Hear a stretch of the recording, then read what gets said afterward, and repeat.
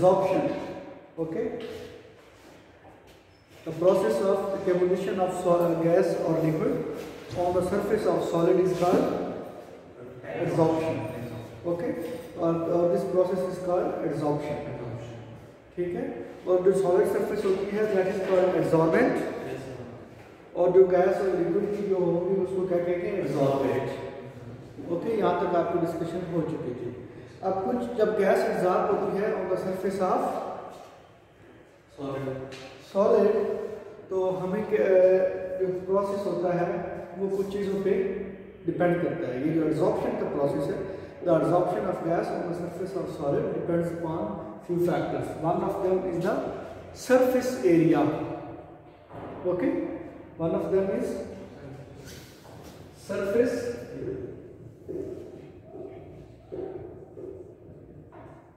area.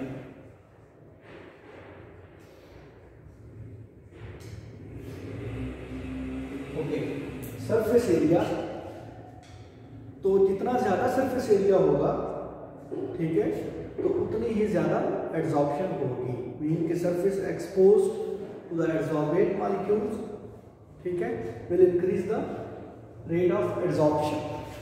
ठीक है, तो सरफेस एरिया के बढ़ने से एडसॉर्प्शन बढ़ती है. मसलन इसी तरह अगर आप एक क्यूब्स हैं, मसलन कोई भी चीज़ है उसके क्यूब्स हैं, उसके ऊपर एडसॉर्प्शन, ठीक है, और फिर अगर आप उसके फाइन पार्टिकल्स बना लेते हैं, पाउडर बना लेते हैं, तो सरफेस एरिया इंक्रीज हो जाएगा. जब सरफेस एरिया इंक्रीज हो जाएगा तो एडसॉर्प्शन भी इंक्रीज हो जाएगी. ठीक है, तो ये पॉइंट है कि एडसॉर्प्शन का जो प्रोसेस है वो इंक्रीज हो जाता है with the increase in surface area of what, adsorbent. Surface area of adsorbent. Clear? Yes. Next point is nature of a gas. Nature of a gas mean कि वो गैस को एब्जॉर्ब करवा रहे हैं आप, मीन कि द नेचर ऑफ एब्जॉर्बेट. ठीक है, वो गैसेस जिनका क्रिटिकल टेम्परेचर हायर होता है, ठीक है, हाई क्रिटिकल टेम्परेचर, वो रिलेटिवली इजीली जो है वो क्या करती हैं, एब्जॉर्ब करती. ठीक है, फिर उसके बाद है आप देखेंगे इफेक्ट ऑफ टेम्परेचर.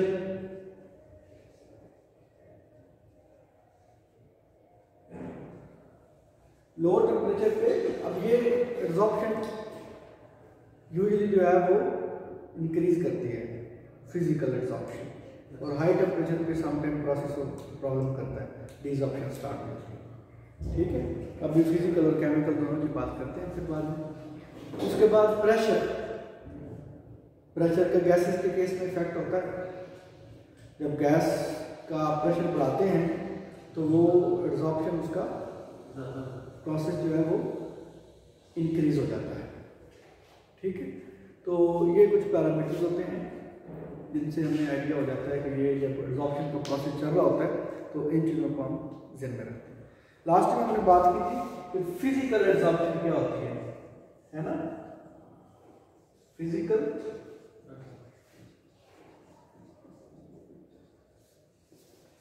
और साथ में आप रख लें केमिकल एब्जॉर्प्शन. इनमें अगर डिफरेंस आपको लिखना हो, ठीक है, तो वो क्या होता है,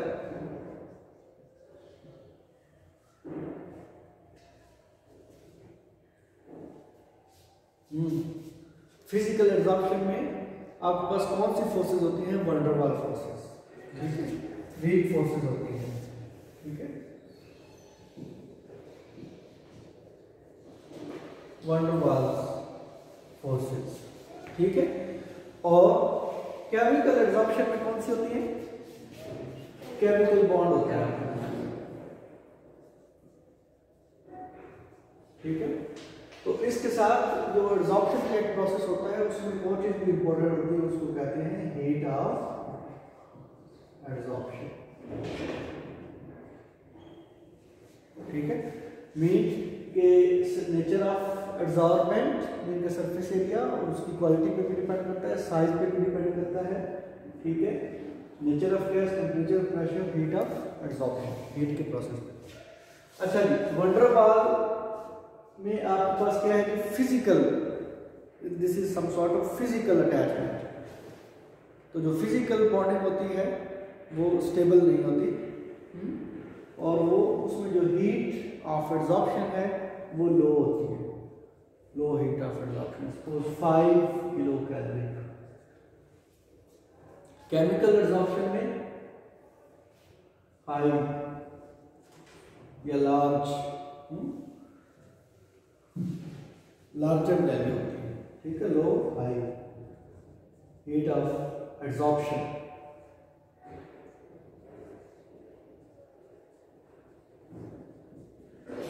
यूजुअली 20 to 100 किलो कैलोरी की तरफ जाती है, ठीक है ये बात, ठीक है। फिजिकल एब्जॉर्प्शन लो टेम्परेचर पे अच्छी होती है, हाई टेम्परेचर पे डिसॉर्प्शन हो जाता है।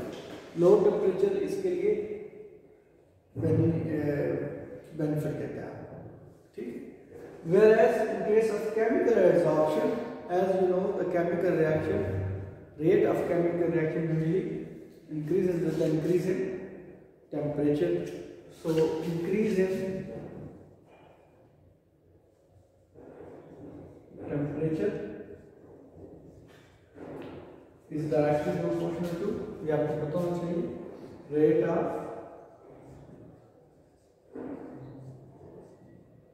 एब्जॉर्प्शन। मीन के टेम्परेचर जो है वो डायरेक्ट रिलेशन करता है किसके साथ, एब्जॉर्प्शन के साथ, ठीक है कोई बात। अच्छा, फिजिकल एब्जॉर्प्शन जो है ये रिवर्सिबल होती है, केमिकल इरिवर्सिबल, मीन के फिजिकल में आप उसको वापस उसको डिटैच भी करवा सकते हैं, मगर केमिकल में जब एक दफा होगा तो वो नहीं कर सकते, ठीक है। जब केमिकल एब्जॉर्प्शन हो रही होती है तो वो पहले फिजिकली ही एब्जॉर्ब होती है कोई चीज, ठीक है, फिजिकली एब्जॉर्ब होने के बाद फिर उसका आगे केमिकल इंटरेक्शन हो जाता है, ठीक है। और कोई पॉइंट इसमें, हाँ, इस पे प्रेशर का इफेक्ट होता है, हाई प्रेशर ज्यादा अच्छा रहता है इसके लिए, मगर इस केस में प्रेशर का कोई इफेक्ट नहीं, क्योंकि इसमें गैसेस और लिक्विड भी हैं तो वो फिजिकली है, तो आप उनको करीब लाते हैं सरफेस के साथ तो वो प्रेशर पे डिपेंड करती है, नो इफेक्ट।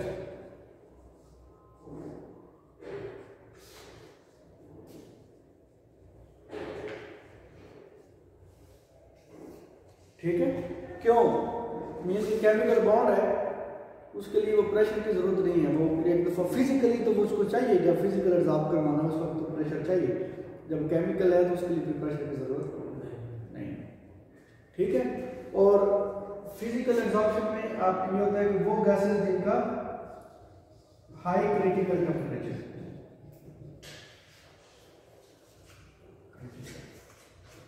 तो वो ज्यादा इजीली जो है वो एब्जॉर्ब होती है, ठीक है।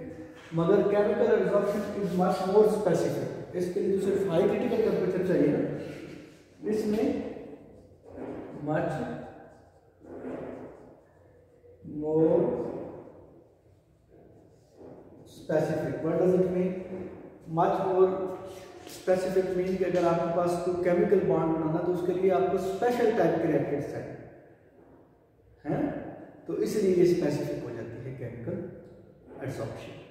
तो अब आपके पास काफी ऑप्शंस आ रहे हैं, ठीक है।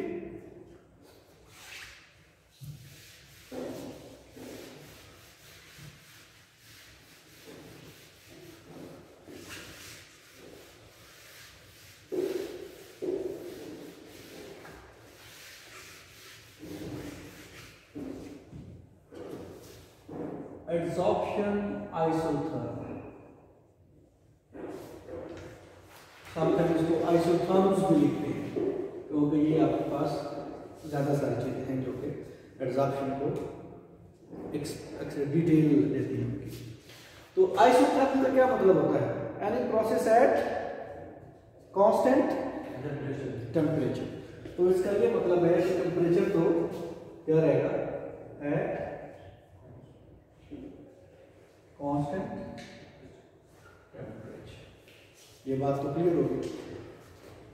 तो इसमें बेसिकली हम करते क्या है, हम ये कहते हैं कि जब भी हम एब्जॉर्प्शन को स्टडी करते हैं तो वो मैंने कहा था फिजिकल हो या दूसरी हो तो उसमें एक इक्विलिब्रियम एस्टैब्लिश हो जाता है। ठीक है, तो यहाँ पे हम एक बात करेंगे इक्विलिब्रियम प्रेशर की।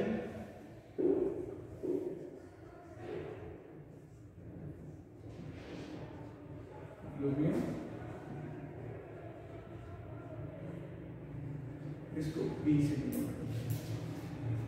ठीक है, तो इसकी डेफिनेशन क्या बनती है कि जो इक्विलिब्रियम प्रेशर है, ठीक है, एब्जॉर्प्शन ऐसा तो क्या हो गया, it is actually a relationship, it is actually a relationship between equilibrium pressure, ठीक है, and amount of gas adsorb on the surface of solid at constant temperature। बात क्लियर हुई? अब अगर इसको आप यूं भी कह सकते हैं, the relationship between equilibrium pressure and amount of gas adsorb on quantity of solid, ठीक है, एट कांस्टेंट टेम्परेचर। तो ये एक ही बात है।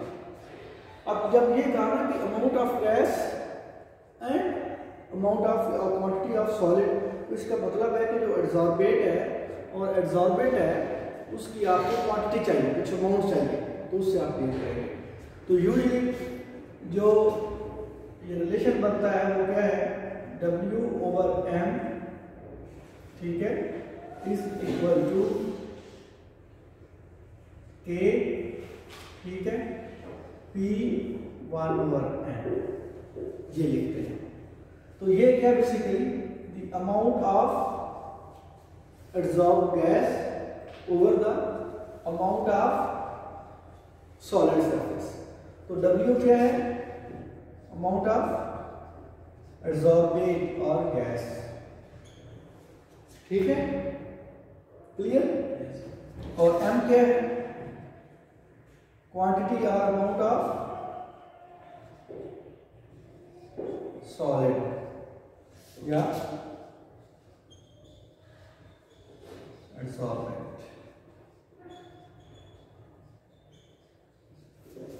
ठीक हो गया। और P क्या है आपके पास, इक्विलिब्रियम प्रेशर है, ठीक है। और ये K और N जो है ये क्या है, ये आइसोथर्मल कांस्टेंट्स हैं, ठीक है, जो कि हमें बताते हैं इनकी वैल्यू जो है, इस पर हम डिस्कशन करेंगे बाद में कि इनकी जो वैल्यूज है, जैसे K की कोई वैल्यू आती है और N की वैल्यू आती है, ये हमें क्या इंडिकेट करती हैं, क्या बताती हैं, वो बेसिकली हमें बताती हैं कि सॉलिड और जो आपका एड्सॉर्बेंट है उनमें इंटरेक्शन कैसा है, अच्छा है नहीं अच्छा, इधर वो केमिकली एड्सॉर्ब हो रहा है या फिजिकली एड्सॉर्ब हो रहा है, तो इन फैक्टर से हमें आइडिया हो जाता है। बेसिकली हम इन फैक्टर्स को लेके आगे हीट निकालते हैं, हीट ऑफ एड्सॉर्प्शन। अगर तो हीट ऑफ एड्सॉर्प्शन लो हो तो वो कौन सी होगी, फिजिकल एड्सॉर्प्शन। अगर हीट ऑफ एड्सॉर्प्शन जो है वो 20 या 15 से ऊपर हो तो वो क्या होगी, आपको अच्छा समझ आ गया होगा। तो ये जो एड्सॉर्प्शन आइसोथर्मल है, मेनली एट कांस्टेंट टेम्परेचर, इसको हम कहते हैं फ्रेंडली एड्सॉर्प्शन आइसोथर्मल, ठीक है, फ्रेंडली एड्सॉर्प्शन आइसोथर्मल। अब इसमें क्या है कि इसका जो ग्राफ बनता है वो ये है कि y एक्सिस पे क्या है जी, ये पार्ट है, x एक्सिस पे क्या है जी, किसके बीच में रिलेशन है, amount of gas on the quantity of solid and pressure, ठीक है। तो इसके बीच में ये ग्राफ चलता है तो ये कुछ यूं आता है, कर्व आती है। ठीक है, इसको अच्छा एक्सप्लेन करने के लिए इसका लॉगरिथम ले ले दोनों साइडों से। क्या ले ले? लॉग। तो ये क्या बन जाएगा? अगर लॉग लेते हैं तो log of w over m is equal to log of k plus 1 over n log of p। ये आपके पास बनता है।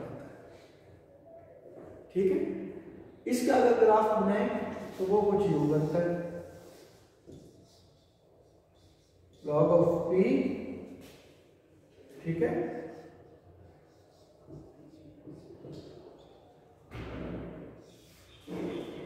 ऐसे बनेगा ना।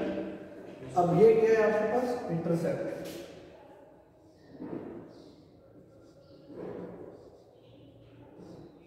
और यहां से क्या मिलेगा आपको? 1 ओवर n, जो स्लोप है। ठीक है, तो होता क्या है कि ये बेसिकली कर्व हमें तो स्ट्रेट चाहिए, मगर ये आगे जाके कुछ यूं बेंड हो जाती है प्रैक्टिकली।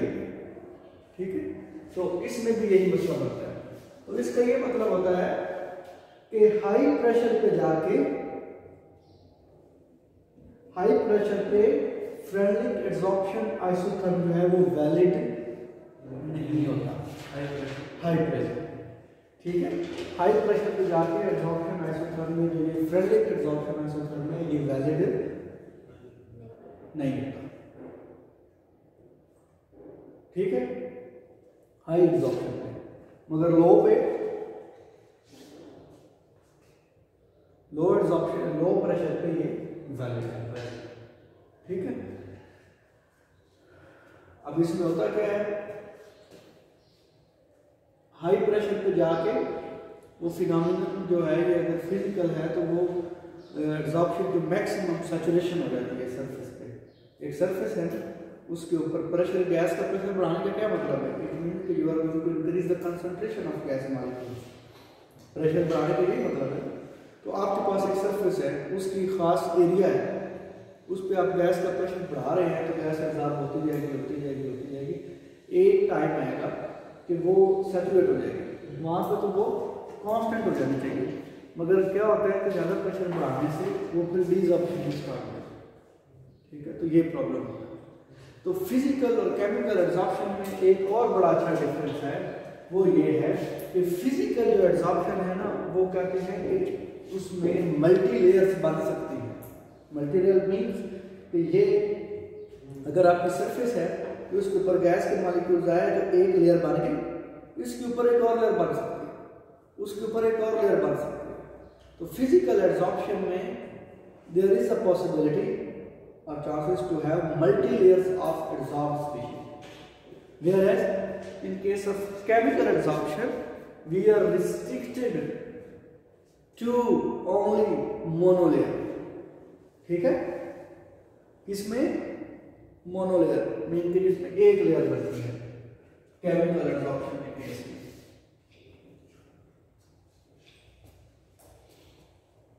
ठीक है बात? यस। अच्छा, इसके बाद जो है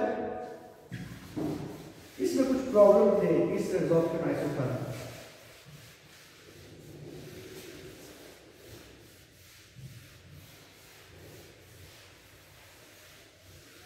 इस एड्सॉर्प्शन आइसोथर्म में कुछ प्रॉब्लम थे, तो फिर एक नया साइंटिस्ट आया जिसने एक न्यूटन का प्रयोग होता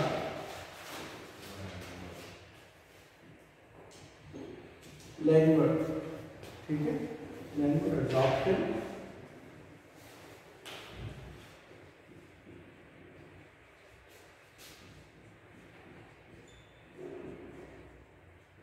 आइसोथर्म। तो before going in detail, he made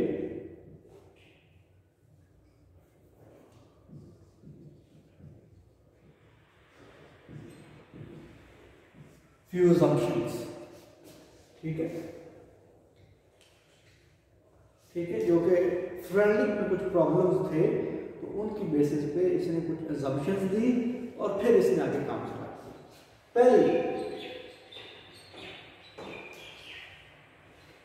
assumption इसकी ये थी कि जो सरफेस है सॉलिड की, एब्जॉर्बेंट की, उसके ऊपर जो लेयर बनती है उसकी कोई थिकनेस तो होनी चाहिए। ठीक है, वो थिकनेस कितनी है? वो थिकनेस थी 1 मॉलिक्यूल थिक। ठीक है, 1 मॉलिक्यूल थिक कि जितने एक मॉलिक्यूल का साइज होता है ना उतनी ही थिकनेस है उसकी, उससे ज्यादा नहीं है। तो इसका क्या मतलब है कि वो मोनोलेयर है ना, 1 मॉलिक्यूल ठीक है तो वो मोनोलेयर। अगर उसके ऊपर कोई और आके मॉलिक्यूल एडजस्ट होता है तो वो फिर बाइलेयर, ट्राइलेयर है, वो फिर मल्टीलेयर में चला जाता है। तो इसमें ये असम्पशन है कि भाई वो 1 मॉलिक्यूल थिक में जो एड्सॉर्प्शन है, जो एड्सॉर्बेंट की सरफेस पे एड्सॉर्बेंट आया है तो वो मोनोलेयर ही होगी। ठीक है, सेकंड पॉइंट वो कहता है कि जब सॉलिड की सरफेस के ऊपर गैस मॉलिक्यूल्स आके एड्सॉर्ब हुए तो वो यूनिफॉर्मली डिस्ट्रीब्यूट हो गए। तो there is a uniform distribution of adsorbate on the surface of adsorbent. So uniform distribution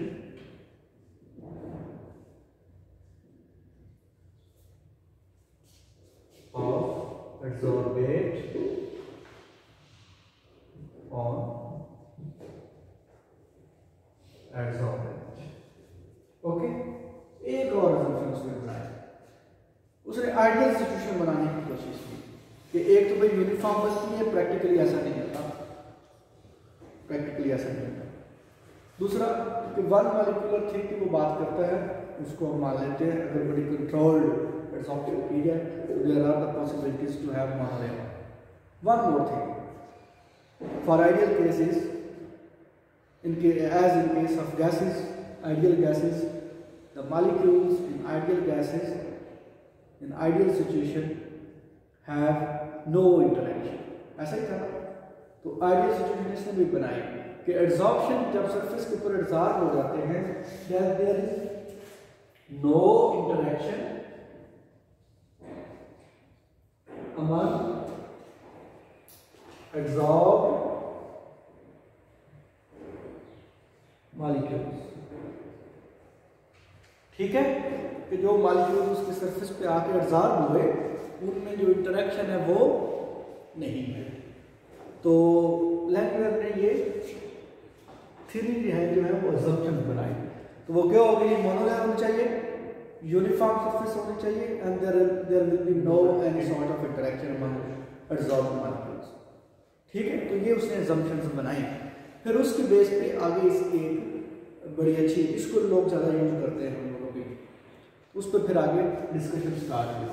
ठीक है, तो इसी बेस पे जब ये मोनोलेयर बनती है तो फिर वो केमिकल और फिजिकल एड्सॉर्प्शन को भी डिफरेंशिएट किया गया कि फिजिकल में there are the chances to have multilayers but in case of chemical adsorption we are restricted to only monolayer. ठीक है, अच्छा ये उसके थे असम्पशन। आगे चलते हैं। अब उसने ना इक्विलिब्रियम की बात की थी हमने, इक्विलिब्रियम प्रेशर और अमाउंट ऑफ गैस और अमाउंट ऑफ सॉलिड, तो ये चीज़ों को देखना है आपने। सपोज कि ये आपके पास एक सॉलिड सरफेस है, ठीक है, ये क्या है, सॉलिड सरफेस है जो कि आपके पास एड्सॉर्बेंट है। ठीक है, ये गैस के मॉलिक्यूल जो फ्रीली घूम रहे हैं, ठीक है, फ्रीली है, घूम रहे हैं। फिर क्या होता है कि कुछ मॉलिक्यूल आप इसके ऊपर एड्सॉर्ब हो जाते हैं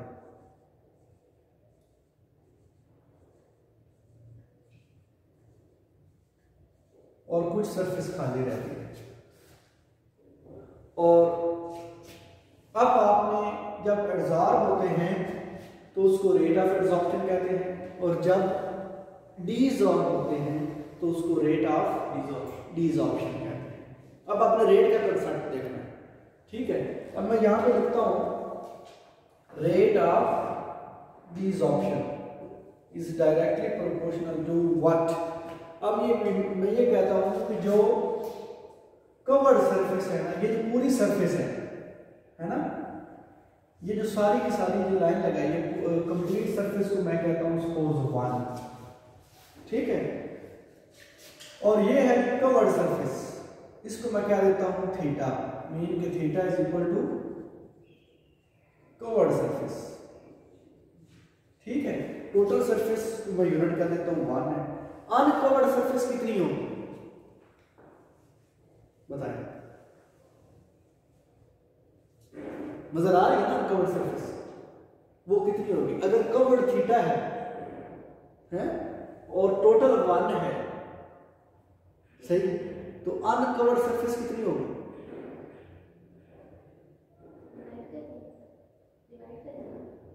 नहीं सोचे ना कि एक चीज है, मसलन मैं कहता हूं कि ये रूम में टोटल 40 चेयर्स है,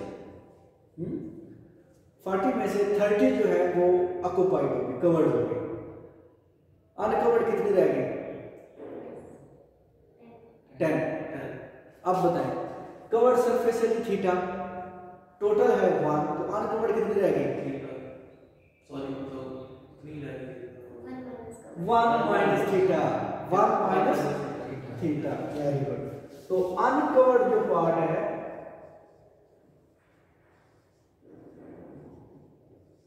वो कितना हो गया? 1 माइनस थीटा है, गुड। अब ये कभी नहीं भूलेगा। आगे चलिए, रेट ऑफ डिसऑर्प्शन किस पे डिपेंड करेगा? अनकवर्ड एरिया पे या कवर्ड एरिया पे? सोच के बताएं। Rate of desorption, rate of desorption, uncovered, uncovered, covered. Desorb होगा ना, जो एब्जॉर्ब होगा वही डिसऑर्ब होगा ना, लेकिन लेयर बनी हुई है इसके ऊपर, तो रेट ऑफ डिसऑर्प्शन कर रहे हैं ना, जो लेयर बनी है that is actually due to rate of absorption है। अच्छा, रेट ऑफ, जब सरफेस कवर्ड है, जितना भी एरिया कवर्ड है, तो डिसऑर्ब वही होगा ना जो कवर हुआ हुआ है, जो एब्जॉर्ब हुआ पहले वही डिसऑर्ब होगा ना, एब्जॉर्प्शन से पहले डिसऑर्प्शन तो नहीं हो सकती। तो इसका मतलब है कि rate of desorption is directly proportional to covered area, that is theta. यही इसमें टेक्निकल पॉइंट है। और इसको आप यूं लिख सकते हैं, rate of desorption is equal to rate constant for desorption and theta, जिस तरह आप पहले पढ़ लिया। अब बताएं कि रेट ऑफ एब्जॉर्प्शन किस पे डिपेंड करेगा? फॉर अनकवर्ड पे। तो रेट ऑफ एब्जॉर्प्शन को ए से लिखें, is directly proportional to 1 minus theta and one more thing, pressure. Pressure में भी तो इफेक्ट होता है ना, प्रेशर बढ़ाएंगे तो सरफेस कवर्ड होना शुरू हो जाएगा, है 1 माइनस थीटा एंड, हाँ जी, बात क्लियर हुई? तो रेट ऑफ एब्जॉर्प्शन क्या हो जाएगा कि ए 1 माइनस थीटा पी, ठीक है। तो this is your rate of absorption and this is rate of desorption. जब इक्विलिब्रियम होता है तो रेट ऑफ एब्जॉर्प्शन इक्वल हो जाता है किसके? डिसऑर्प्शन के, ठीक है। तो अब यहाँ पे क्या हो गया आपके पास? तो ये चीज आ जाती है K D theta is equal to K A 1 minus theta P, okay. Now you have to find the value for theta, mean के कवर्ड सरफेस कितनी है हमें नहीं पता, हम इससे निकाल सकते हैं कि सरफेस कितनी कवर्ड हो, थीटा की वैल्यू। तो वो कैसे निकलेगी? थीटा, इसको पहले आप के डी थीटा इज इसको मल्टीप्लाई करें के ए माइनस के ए थीटा, ठीक है ना। अब के D theta plus K A theta P is equal to K A, ठीक है। थीटा यहां से क्या हो जाएगा? के D plus K A P is equal to K A theta है। थीटा किसकी इक्वल हो जाएगा?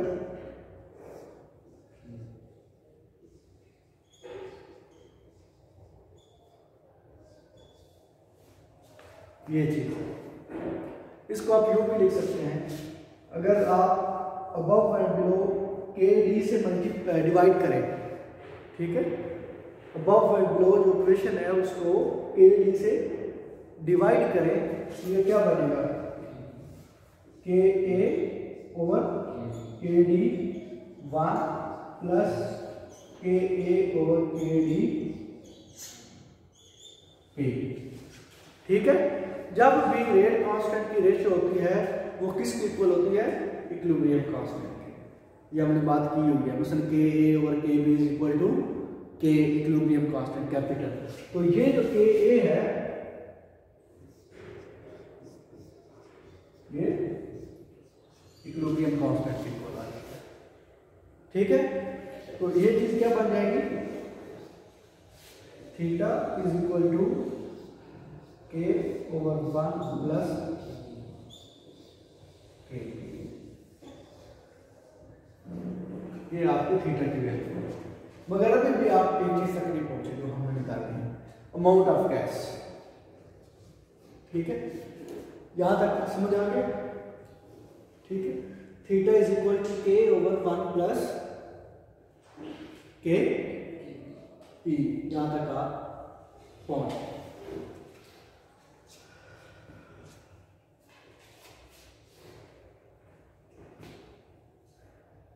नोट कर लो, इसमें स्टार्टिंग पॉइंट ही है जो कि ये है, आगे आपको पता है कि रेट जो है वो डिसऑर्प्शन किस पे डिपेंड करेगा और एब्जॉर्प्शन किस पे डिपेंड करता है। इरेज कर दूं? Yes sir.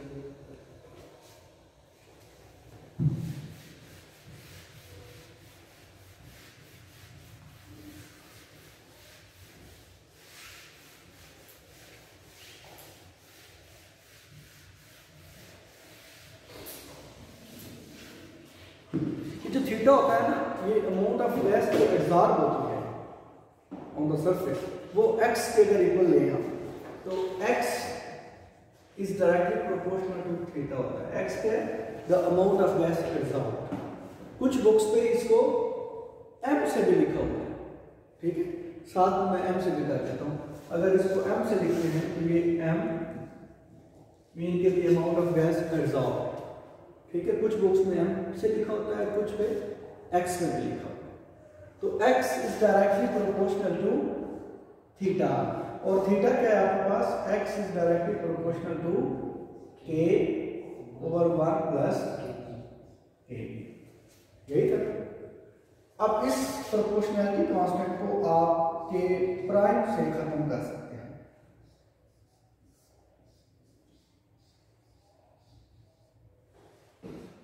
ठीक है।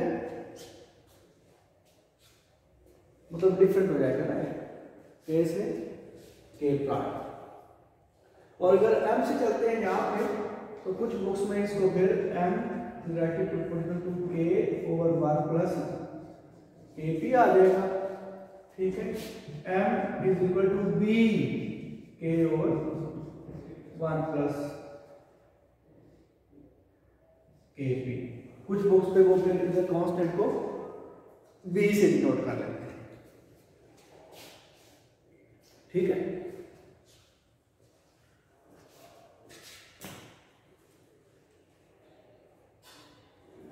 फिर आगे इसको सिंप्लीफाई करते हैं, ठीक है। फिर आगे इसको सिंप्लीफाई करते हैं तो वो इस तरह भी लिखा होता है कि इसको इन्वर्स करेंगे, इसको अगर 1 ओवर m करते हैं तो ये क्या हो जाएगा? 1 प्लस के पी ओवर बी के, यही हो जाएगा ना, ठीक है। तो इसको फिर हम लोग लिख सकते हैं 1 over m is equal to 1 over B K plus P over B, लिख सकते हैं ना।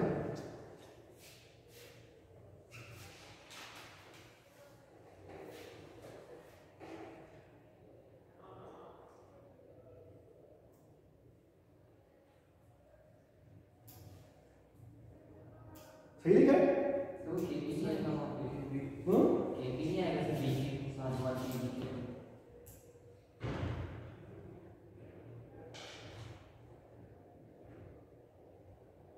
नहीं, ये देखना बी के है ना, बी के नीचे आ गया, यस सर। के कैंसिल हो जाएगा है।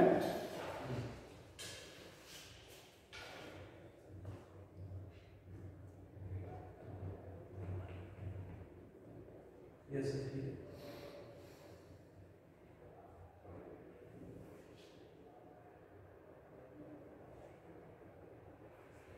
यस।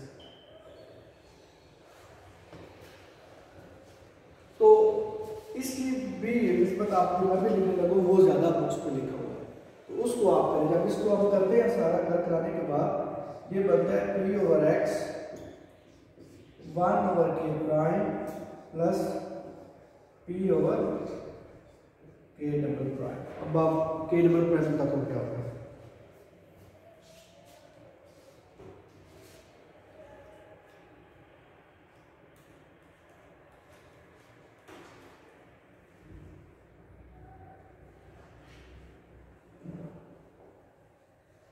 ठीक है, जब इसको सिंप्लीफाई करेंगे तो ये चीज आपके पास आ जाएगी।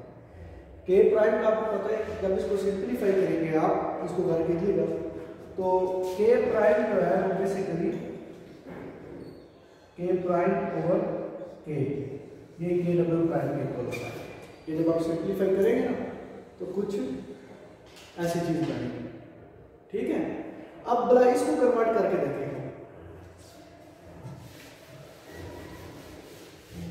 इसको कन्वर्ट करके देखें, ये रेड वाला सेकंड ऑप्शन बताया आपको। ठीक है, आप लेके इसी को चले। अगर इसको आप करते हैं सिंप्लीफाई तो ये क्या होगा? x is equal to K A prime over 1 plus के पी। यही है ना, यही बनता है ना, है ना? अच्छा, इसको आप वो इन्वर्स में करें तो ये 1 नंबर अगर x करते हैं तो ये क्या बन जाएगा?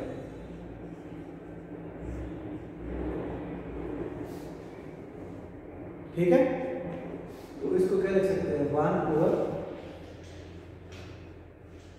प्लस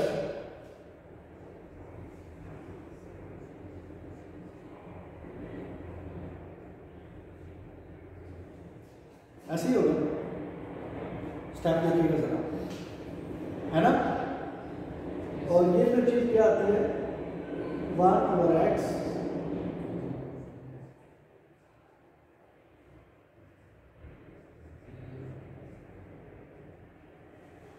वो सिचुएशन आ गया जो उसमें आपने की थी। ठीक है, तो ये भी है और ये भी आपके पास रिलेशन आ जाता है।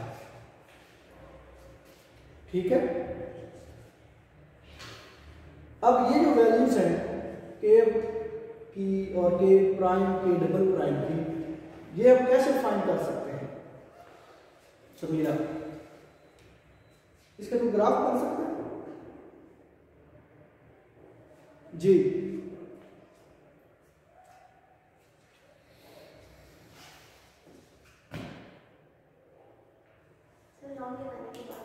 नहीं लॉग तो लगना है, सिंपल है। वैसे स्ट्रेट लाइन नहीं करती जी, क्वेश्चन स्ट्रेट लाइन नहीं बनती। अगर इसको आप ये पी ओवर एक्स को यहाँ रखें वर्सेस पी, तो क्या आपने प्रेशर और उसके बीच में बनाना है ग्राफ, तो ये क्या बनेगा? ये इंटरसेप्ट होगा, इंटरसेप्ट की वैल्यू, और ये स्लोप की वैल्यू। ठीक है, अच्छा, इसी तरह आप इसका भी बना सकते हैं।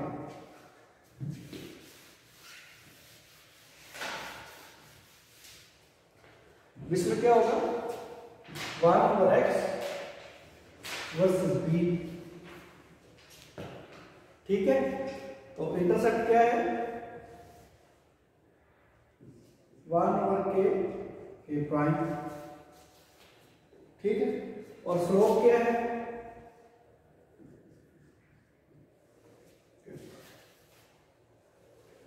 ठीक है। तो इससे आपको वैल्यूज मिल जाता है।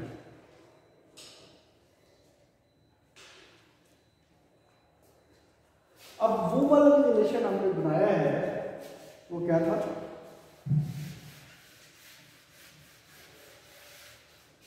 That was P over x का is equal to 1 over,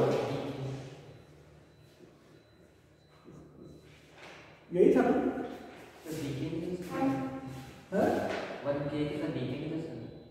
sorry 1 over k जो प्राइम है उसका b नहीं था। नहीं, ये जो सेकंड लिखा है वो देखो ना, p over x 1 over k prime plus p over k double prime, ये नहीं लिखा है, ये लिखा है।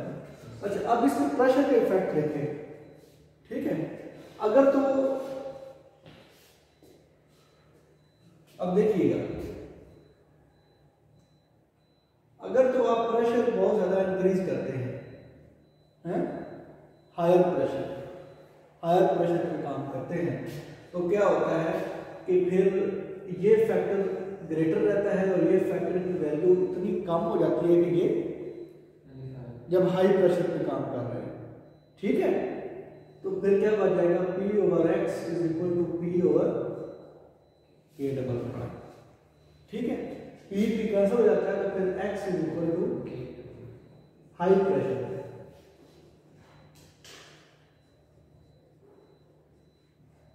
इसका क्या मतलब है कि जो अमाउंट ऑफ गैस एब्जॉर्ब हो रही है वो जो इक्विलिब्रियम कांस्टेंट है उस पर डिपेंड है।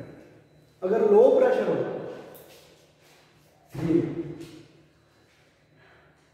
फिर क्या होगा, ये वैल्यू बहुत ही स्मॉल हो जाएगी। जब स्मॉल वैल्यू को डिवाइड करते हैं तो वो और स्मॉल हो जाता है ना, ठीक है।